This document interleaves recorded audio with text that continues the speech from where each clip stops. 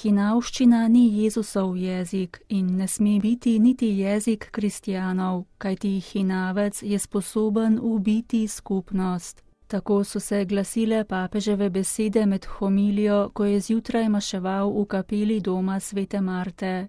Sledeč vzoru Jezusa mora biti jezik kristjanov resnicoljuben, je poudaril papež Frančišek.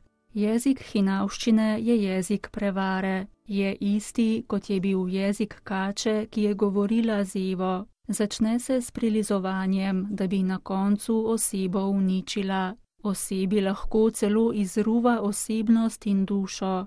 Jezik hinavščine ubije skupnost. Ko so v neki skupnosti hinavci, tam obstaja velika nevarnost. Gospod Jezus nam je naročil, naj bo naše govorjenje da in ne. Vse, kar je odvečno, izhaja iz zla. Hinavščina stori cerkvi veliko slabega. Papež je tako še opozoril pred tistimi kristjani, ki padejo v to grešno držo, ki ubije. Hinavec je sposoben ubiti skupnost. Govori ljubeznivo, a osebo okrutno sodi. Hinavec je morilec. Zapomnimo si, ko se začne s prilizovanjem, se odgovori samo z resničnostjo. Naj mi ne pripovedujejo zgodbic, resničnost je takšna. In enako z ideologijo, resničnost je takšna.